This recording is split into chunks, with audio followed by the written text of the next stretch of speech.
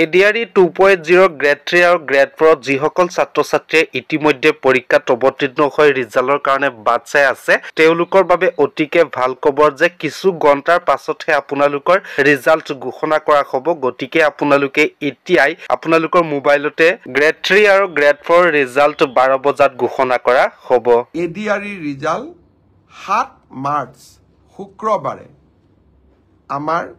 grade 3 আৰু grade 4ৰ যি আমাৰ ৰিক্ৰুটমেন্ট কমিশন আছে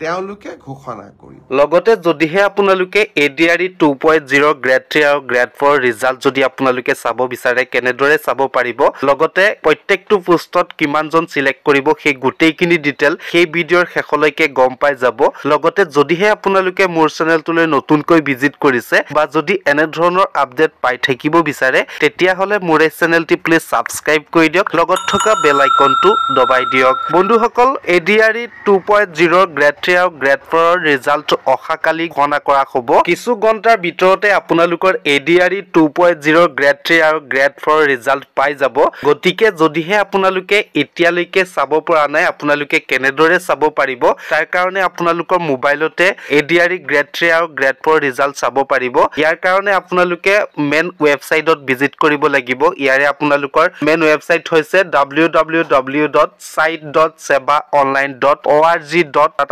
আপোনালোকে গৈ আপোনালোকৰ ৰিজাল্ট ভালদৰে চাব পাৰিব ৰিজাল্ট লগতে আপোনালোকৰ গভৰ্ণমেন্ট অফিচ ৱেবছাইটতো চাব পাৰিব ইয়াৰে assam.gov.in আপোনালোকে সাৰ্চ কৰিও চাব পাৰিব বন্ধুসকল যদিহে আপোনালোকে অফিচিয়েল ৱেবছাইটত সোমাই আহে তাৰ পাছত আপোনালোকে ৰিজাল্ট চাবলৈ হলে আপোনালোকৰ এপ্লিকেশন নাম্বাৰ এণ্ড আপোনালোকৰ পাছৱৰ্ড এন্টাৰ কৰিব লাগিব আপোনালোকৰ অনলাইন আবেদন কৰোতে যেটো আপোনালোকৰ পাছৱৰ্ড ক্ৰিয়েট কৰা আছিল বা যেটো পাছৱৰ্ড বনাই থোৱা আছিল সেই পাছৱৰ্ডহে আপোনালোকে ইয়াত এন্টাৰ কৰি আপোনালোকৰ ৰিজাল্ট চাব পাৰিব ADRE 2.0 যদি ৰিজাল্ট চাব বিচাৰে তেতিয়া হলে আপোনালোকৰ ক্ৰম ব্ৰাউজাৰ ওপেন কৰি সাৰ্চ কৰিব লাগিব সেবা অনলাইন সাৰ্চ কৰাৰ লগে লগে আপোনালোকৰ এনে ধৰণৰ ৱেবছাইট ওপেন হৈ যাব ইয়াৰে আপোনালোকৰ সেবা secondary education board of Assam বুলি দিয়া আছে তাত আপোনালোকে ক্লিক কৰিব লাগিব তাত আপোনালোকে ক্লিক কৰাৰ লগে লগে এনে ধৰণৰ পেজ ওপেন হ'ব ইয়াৰে state level recruitment commission of class 3 and 2 ইয়াৰে আপোনালোকৰ ক্লাছ 3 ত আপোনালোকে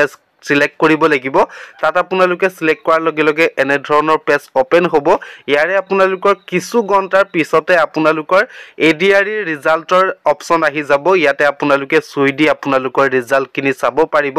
আপোনালোকৰ ৰিজাল্ট উত্তীৰ্ণ হৈছে নে বা আপোনালোকে পাস কৰিছে নাই সেই গোটেইখিনি ডিটেইল এই লগতে বন্ধুসকল যদিহে আপোনালোকে ৰিজাল্ট চাব বিচাৰে তেতিয়া হলে মোৰ ভিডিও ডেসক্ৰিপচনতো লিংক দিয়া আছে তাত ক্লিক কৰি আপোনালোকে ডাইৰেক্টলি ৰিজাল্ট চাব পাৰিব